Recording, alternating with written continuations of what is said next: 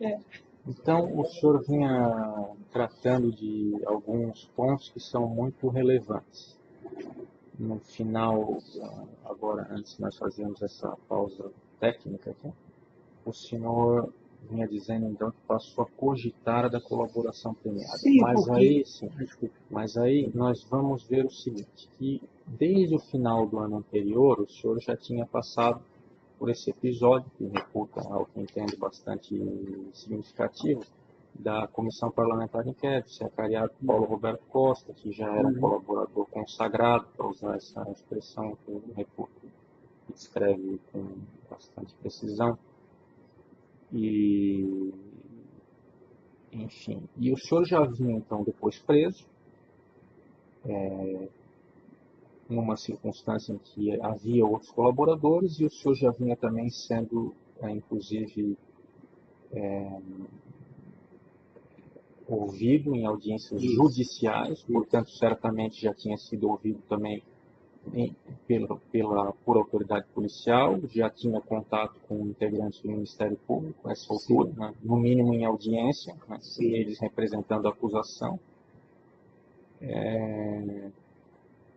E, finalmente, o senhor mesmo figurava como denunciado. sim. E eu quero saber o seguinte, onde é que justamente entra essa questão da colaboração? Entra Quem é que trouxe essa ideia para o senhor? essa ideia foi trazida, quer dizer, o que não falta na prisão é tempo para reflexão, né? É, efetivamente, eu não era inocente, né? Então, a reflexão passa a ser a seguinte: para que eu vou continuar? Quer dizer, a delação, eu vi que, pelos diversos processos de delação que ocorreram, eu vi que era um processo em que eu teria que, por exemplo, colaborar com as investigações, né? Nos casos em que eu era acusado, né? Porque, na verdade, eu sou acusado de as minhas participações, mas se bem que, seja quais forem, eu era culpado. E eu sabia de uma série de informações que eu vi que eram interessantes, que interessariam, a princípio, ao Ministério Público. De algumas coisas que eu participei e de outras que eu tive notícia e conhecia como tinha sido histórico de envolvimento de colegas, né, e de políticos que participaram do processo. Perfeitamente, mas vamos focar novamente. O senhor estava detido Sim, numa cela na sim, Superintendência da Polícia Federal, exatamente. com agentes, com delegados. O senhor vinha sendo ouvido por delegados. Só no começo, só no primeira semana. O senhor lembra do delegado que O ouviu o primeiro senhor? delegado foi o Tom Mawat. Uhum, uhum. Eles falavam, desde o primeiro momento, mas aí era aquela história. É melhor o senhor colaborar do que. Mas eu dizia, mas eu tenho que seguir as instruções do meu advogado. Né? De contar, tem um advogado no qual confia, lamentavelmente eu confiei no meu advogado. Os exemplos que eu vi do erro de avaliação que eu fiz foi só recentemente é que eu consegui, que meu filho, na Sim, realidade, não, sim, mas depois isso chegaremos lá. vamos chegar Uhum. lá. O que eu vi, a minha reflexão foi essa, quer dizer, eu tinha culpabilidade, né? Eu ia, de uma forma ou de outra, mesmo que eu fosse libertado através de um HC, eu ia ter que enfrentar esses julgamentos e não sei quanto tempo, mas eu teria que responder pelos crimes cometidos. E o senhor efetivamente teve contato, por exemplo, com o juiz aqui da 13ª Vara, com os procuradores, pelo menos em audiência, o Eu senhor tive teve. contato com os procuradores. Aí, qual foi a minha decisão? Eu chamei a Licínio Beno, né, os advogados aqui, que sempre se manifestaram favoráveis, e disse o seguinte: olha, eu vou e comuniquei ao Edson, Edson, eu vou, conversei com os outros presos, Por exemplo, o Fernando Baiano, por exemplo, que fez, inclusive, a delação dele é muito baseada nas minhas informações, porque o Fernando Baiano ele faz uma série de delações que foi eu que fui, que na realidade o diretor era eu, o Fernando era o operador. Quem tomava as decisões era eu, quem decidiu pagar propina aos políticos foi eu, não foi o Fernando Baiano. O Fernando Baiano foi um operador, né? Então, apesar de... Isso eu falei para o Ministério Público no primeiro contato. Apesar de ser uma figura que o senhor há de convir que não é... Isso me foi dito, não, você tem que mudar a imagem do delator, não é uma imagem simpática, né? Eu tive que... Mas eu vi que era uma questão pessoal, quer dizer, eu ia ficar preso vários anos, independente porque não... enquanto que as pessoas que eu tinha... Desculpe, eu tinha dado instrução, informações que eu tinha sobre atividades irregulares dentro da Petrobras, iam ficar soltas, sem... É um misto de arrependimento, quer dizer, o crime eu já tinha cometido, né? Eu não tinha como voltar atrás, né? Mas eu tinha como reduzir, quer dizer, dentro de um esquema de colaboração. E isso eu só consegui enxergar claramente depois da conversa, que aí eu tive uma conversa decisiva com o meu advogado, falei, ô Edson, acabou. Eu não vou mais seguir teu conselho, eu vou fazer com... E vou fazer com o Beno e com a Alessi, que estão aqui, conhecem, já fizeram. Isso foi aproximadamente quando? Isso foi em maio, mais ou menos, quando houve o rompimento, assim, E aí ele reagiu como? Ele sempre, é o que eu digo, doutor Márcio, ele, por princípio, não só ele, né, vários advogados, dos quais que eu conversei, que representavam, os advogados das empreiteiras, que eu conheci também, né, que eram também os advogados da Camargo, do Ricardo, esse pessoal todo eu conheci ao longo dos 30 anos, 40 anos de carreira para trabalhar. Os advogados dele também eram, a princípio, você vê que houve, não foi uma coisa imediata, né? Então, eu me convenci e falei, eu fiz bobagem, eu fiz besteira, eu cometi um crime, né? Mais de um crime, né? Já tenho 2 condenações e tem mais. Eu contribuí com propina para políticos, eu recebi propina. Então, o que eu vou fazer? Acabou. É erro cometido, não é... Vamos tentar corrigir o erro, é impossível. Agora, senhor Nestor, isso aqui é muito relevante. O senhor vinha contato com o advogado e, enfim, aquilo culminou nesse, como o senhor relata, um rompimento. Isso. Rompimento nesse sentido, rompimento na decisão de dizer que vai fazer a colaboração. Iria perseguir o caminho da colaboração. Isso. Anunciou, inclusive, que buscaria o assessoramento, então, não mais periférico, mas principal da doutora Alessi e doutor Ben. Que ele, então, colocou, se o senhor puder me falar bem objetivamente, ele colocou o quê? Ele não continuaria mais? Não, ele colocou o seguinte, bom, se a decisão, você já tomou essa decisão, eu me lembro dessa conversa, acho que era eu faço questão de participar, então. Ou seja, ele não quis abrir mão da condução do meu processo. Eu vou indicar meu assistente que é especializado em delação, em colaboração, porque ele não quis sair do processo. Correto. Mas admitindo, então, que eu iniciasse.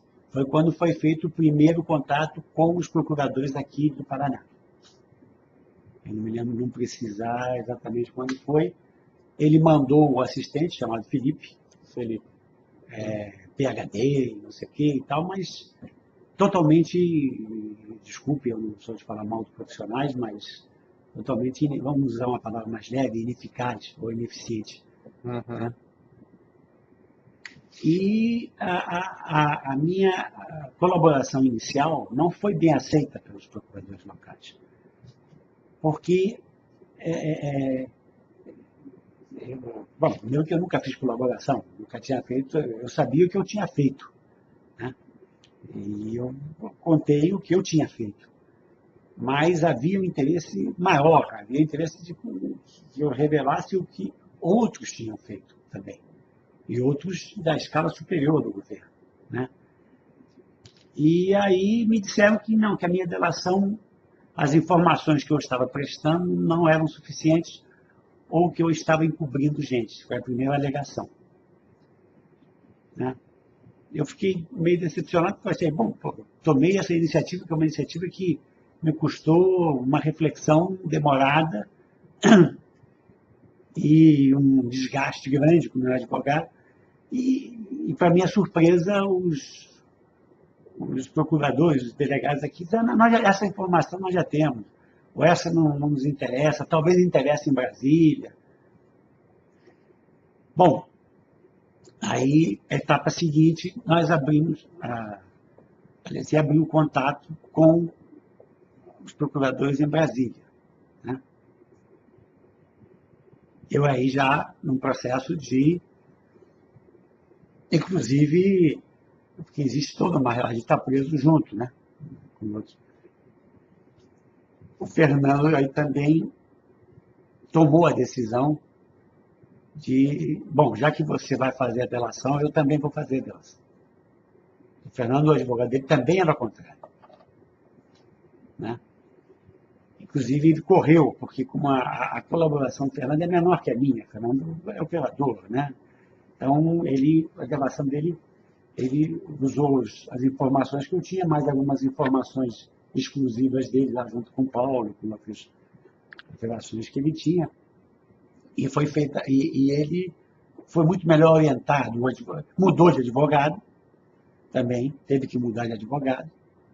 No caso dele, ele mudou de advogado, né? Entrou o doutor Sérgio Vieira, que inclusive está defendendo o Renato Duque,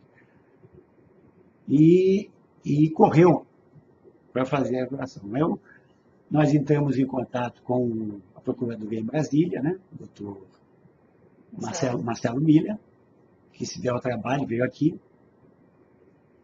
auxiliado por alguns procuradores, e fez como uma, eu chamo de doutrinação, mas ele me explicou, ou seja, que eu fugisse, que eu abrisse mão da ideia, da imagem, desculpe, negativa, do delator, né? Aquela imagem do delator morre, né?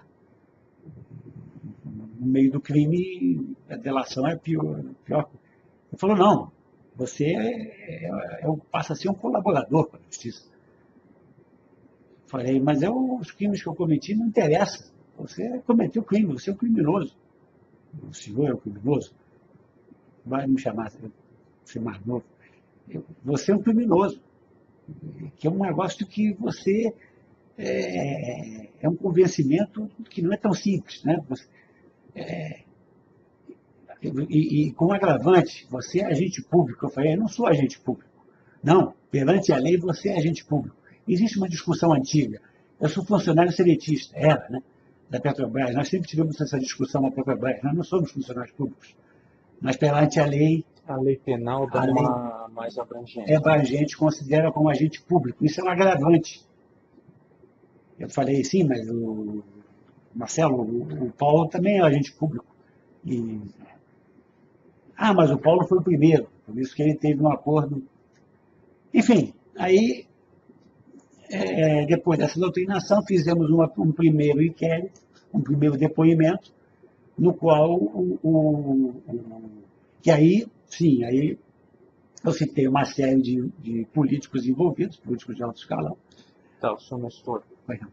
naquele primeiro, eu vou desdobrar minha pergunta em duas. Naquele primeiro depoimento, ou naquele primeiro contato com os procuradores aqui de Curitiba, o senhor declarou que ele não foi frutífero, né? Ele se esgotou na própria conversa. Houve, naquele primeiro depoimento, o senhor lembra dos procuradores que estavam lá? Pelo nome é difícil. Estava Delton, né? Deltan, do Cavanhaque não tinha delegado, Carlos, tinha algum Carlos? Carlos é o Carlos Fernandes, né? Mais alguém? Tinha um de Brasília, um rapaz mais novo de Brasília. Tinha umas 5 ou 6 pessoas. Foi colocado de alguma maneira da seguinte forma: o senhor vai ter que entregar o fulano, senão não sai colaboração. Não houve assim, nem na primeira, nem na segunda. Não houve nenhum tipo de seletividade na indicação, ou seja... Nem com base em documentos, em provas. Não. Olha, nós sabemos, nós queremos recolher esse aqui, ó. Esse aqui nós queremos. Não houve... Nós sabemos que o senhor sabe tal coisa sobre o fulano. Não, nós queremos a única pergunta que foi feita assim mais diretamente, não foi para o procurador, foi para o delegado Márcio, foi com relação ao acordo que eu fiz na Suíça. Uhum. Porque eu fiz, há 3 anos, eu fiz um acordo com a Justiça Suíça por conta da Alstom. O senhor deve ter acompanhado o processo que a Suíça moveu contra a Alstom, que a Alstom simplesmente ameaçou o governo suíço de fechar a Alstom na Suíça, e a Suíça encerrou o processo. E todos aqueles que estavam envolvidos, houve acordos individuais. Então, eu paguei uma multa e assinei um acordo de sigilo. Uma multa de quanto? Com 500 mil francos suíços. Certo. Mas é curioso, eles pediram a multa e uma doação de caridade, por uma instituição que eu escolhesse. E o meu advogado suíço indicou uma entidade que cuida de crianças com deficiência mental, alguma coisa assim. Então, o total foi 550 mil francos suíços. Mas fora esse fato, então, nunca houve um condicionamento focado em alguém? Não, inclusive houve até o contrário, porque eu falei, olha, eu estou na Petrobras há muitos anos, e eu já participava junto à diretoria do governo passado. E há uma acusação que eu faço nos anexos sobre a venda da Petrobras Argentina, na época do governo Fernando Henrique. O governo passado foi o governo PSDB, na gestão do presidente Fernando Henrique. Para mim, eu considero o governo passado porque eu entrei no governo justamente com o PT. No final do governo do PSDB, houve uma compra escandalosa da Petrobras Argentina. E eu perguntei, mas vocês, pelo que eu entendi, os senhores têm uma vocação, um viés político. Falaram, não. Para nós, tanto faz. Nós não temos... Ou seja, nós queremos que o senhor informe o que o senhor sabe, respondendo mais objetivamente a sua pergunta. Em nenhum momento houve... tipo assim, não, nós queremos que o senhor diga que a Alessi participou, que fulano participou. Não houve nenhuma identificação pessoal, ou seja, o Eduardo Cunha, isso, entendeu? Nem por parte dos procuradores locais, nem por parte depois dos procuradores de Brasília. Tá, perfeito. E aí aquilo, nesse segundo momento, de alguma forma evoluiu, então? Então, aí, nesse segundo depoimento, os procuradores, o Dr. Marcelo e mais os procuradores que vieram com ele, consideraram que as informações que eu estava prestando já haviam sido prestadas por outros colaboradores, né? Que eu não estava acrescentando nada de significativo. Assim, significativo nesse sentido. Eu estava de abrir a investigação naquele caminho. De nada de que fosse um fato novo. Embora eu contasse com detalhes maiores, porque eu participei dos eventos. O senhor não era o pioneiro naquela linha. Eu não era o primeiro a falar daquilo. Embora eu tivesse as informações com mais detalhe do que o pessoal que delatou antes de mim. Porque quem participou da reunião com o Renan, com o Jader, fui eu. Por exemplo. Quem definiu quanto o Renan ia receber de propina fui eu. Com ele, inclusive. Com ele, inclusive. Diretamente com ele, com o Jader Barbalho, na casa do Jader Barbalho. Fui eu que participei. E aí o pessoal usou informações. O Fernando, de ouvir falar, quem definiu quanto que o Delcídio ia receber fui eu. Com o Delcídio.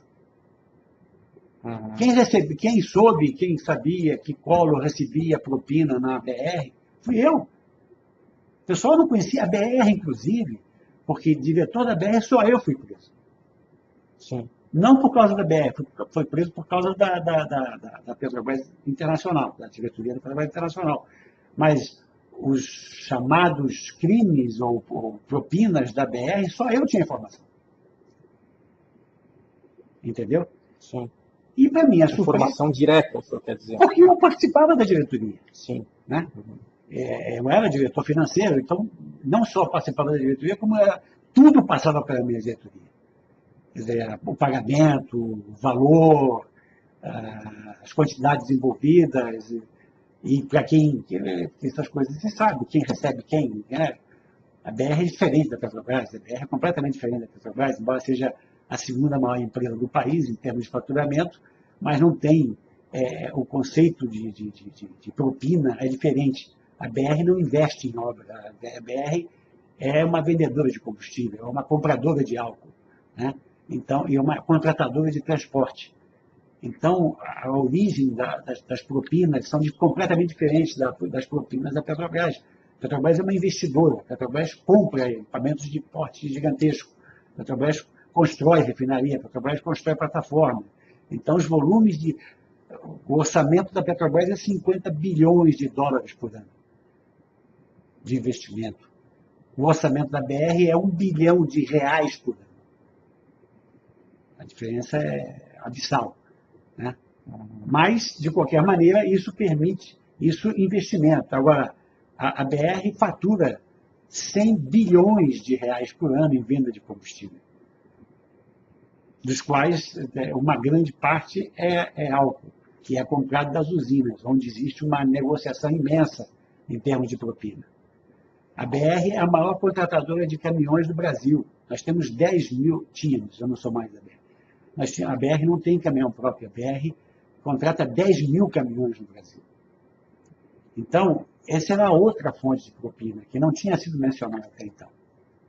E que, inclusive, foi a que deu origem a esse caso todo agora que saiu na imprensa. Sim, do Collor. Exatamente. E o Collor, por decisão do presidente Lula em 2009, recebeu o direito de indicar 2 diretores. A BR tem 4 diretores e um presidente. A Petrobras agora tem 7, na época tinha 6 diretores e um presidente. Né? O Collor recebeu o direito de indicar. Eu estou atropelando um pouco os fatos. Não, mas isso diz respeito. Em 2009, o presidente Lula fez um acordo com o senador Collor e fez uma indicação compartilhada. Ele indicou a presidência, o Lima, compartilhado com o ministro Lobão e com o PT do Nordeste. PT de Deda, o falecido Deda, o PT de Jacques Wagner, e deu a entender ao Fernando que ele seria o patrocinador do Lima.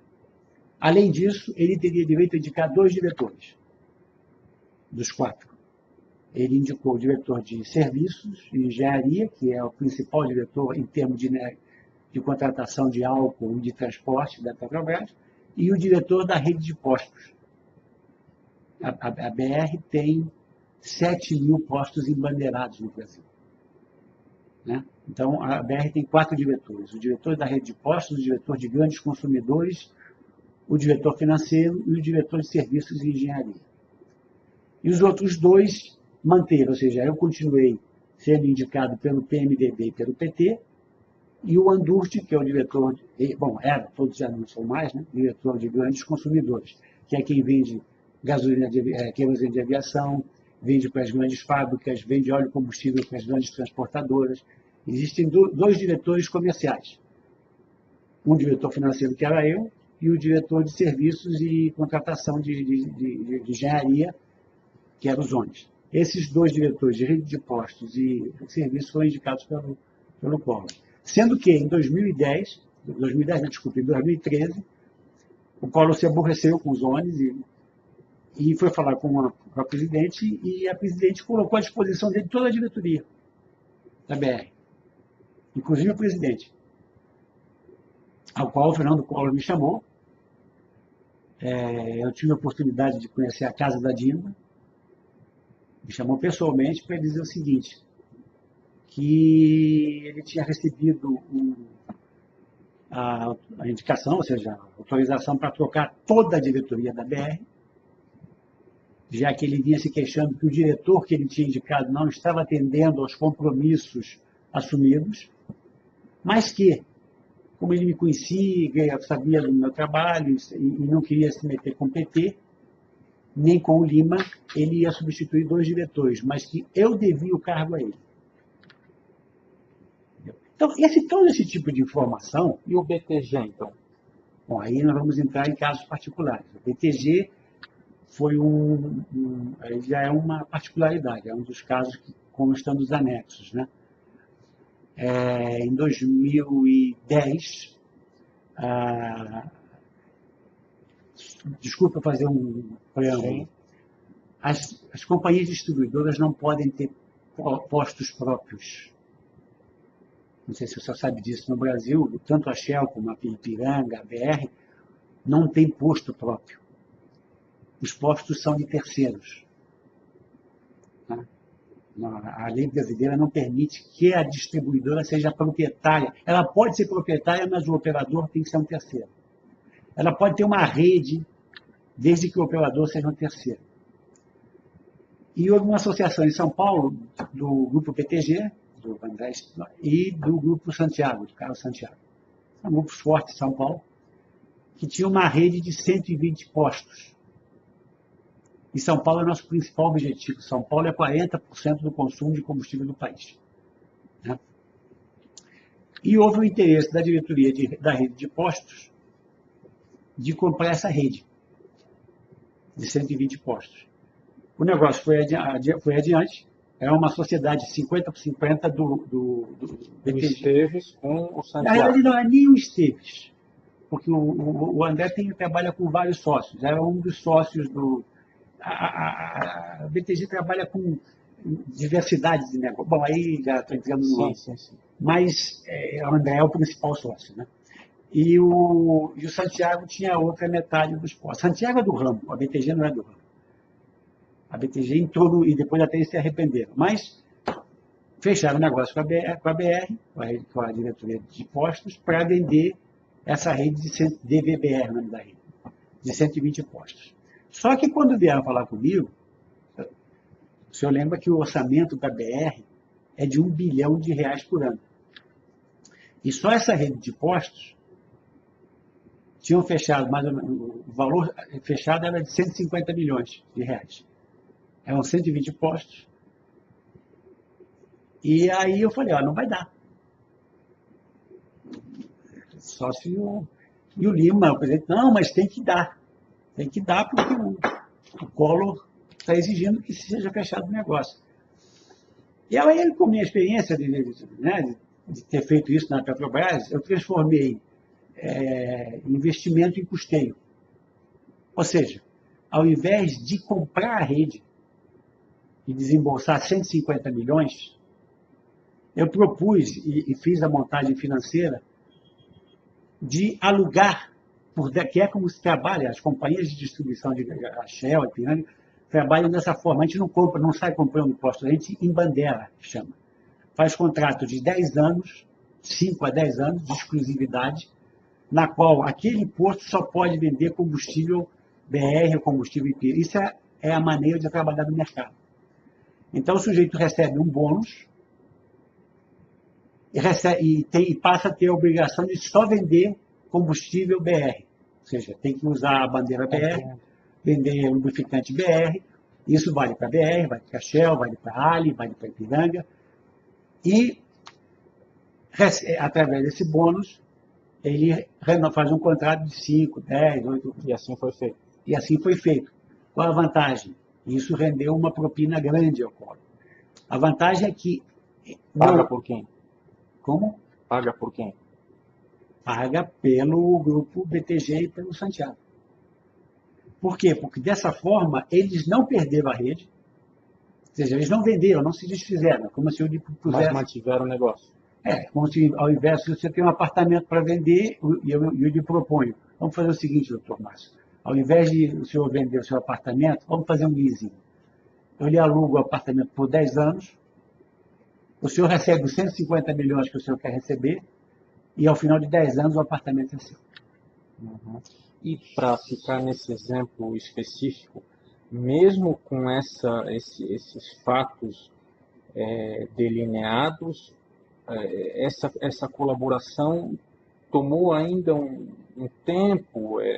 Pois é, aí o senhor teria que perguntar aos procuradores. Porque eu não sei, eles falaram o seguinte, a sua colaboração, até elogiar o trabalho da Alessi, porque a gente apresenta uma série de anexos, né? Isso. Que vão compor o depoimento final, é isso? A proposta. A proposta de... E eles falaram, os anexos estão bons, mas o tempo... Sim, o tempo não desculpa. Demorou. Demorou. O senhor demorou, o problema foi esse. Entre a decisão, eu fiquei muito tempo sendo retido pela delação. Nesse meio tempo, o pessoal correu. Então, houve um momento que havia 20 pessoas fazendo colaboração ao mesmo tempo, contando histórias da Petrobras, não da BR. Vamos suspender aqui só um segundo. Fazemos mais uma.